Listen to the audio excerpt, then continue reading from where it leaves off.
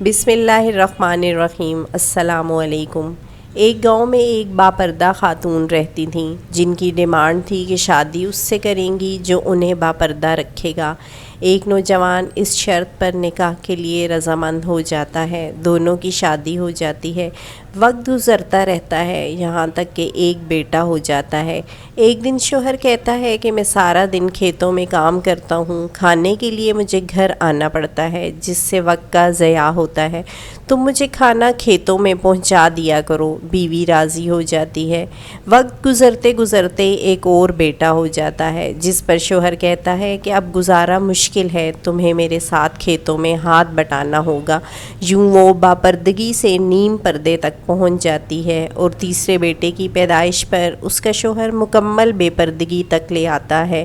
وقت گزرتا رہتا ہے یہاں تک اولاد جوان ہو جاتی ہے۔ ایک دن یوں ہی بیٹھے بیٹھے شوہر ہنسنے لگتا ہے۔ بیوی سبب پوچھتی ہے تو کہتا ہے کہ بڑا تو پردہ کرتی تھی، آخرکار تیرا پردہ ختم ہو گیا، کیا فرق پڑا؟ پردے اور بے پردگی کا زندگی تو اب بھی ویسے ہی گزر رہی ہے۔ وہ بولتی ہے کہ تم ساتھ والے کمرے میں چھپ جاؤ، میں تمہیں پردے اور بے پردگی کا فرق سمجھاتی ہوں۔ شوہر کمرے میں چھپ جاتا ہے، عورت اپنے بال بکھیرے رونا پیٹنا شروع کر دیتی ہے۔ پہلے بڑا بیٹا آتا ہے، رونے کا سبب پوچھتا ہے، کہتی ہے تیرے باپ نے مارا ہے۔ بڑا بیٹا ماں کو سمجھاتا ہے کہ اگر مارا ہے تو کوئی بات نہیں، وہ آپ سے محبت بھی تو کرتے ہیں، آپ کا خیال رکھتے ہیں۔ وہ سمجھا بجھا کر چلا جاتا ہے۔ عورت پھر سے رونے کی ایکٹنگ کرتی ہے اور منجھلے بیٹے کو بلا کر بتاتی ہے کہ تیرے باپ نے مجھے مارا۔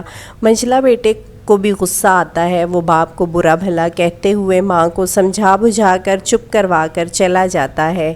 آخرکار عورت یہی ڈرامہ چھوٹے بیٹے کے سامنے کرتی ہے۔ چھوٹا بیٹا تو غصے سے آگ بگولا ہو جاتا ہے اور زور زور سے گالیاں بکتے ہوئے ڈنڈا اٹھاتا ہے اور کہتا ہے ابھی باپ کی خبر لیتا ہوں۔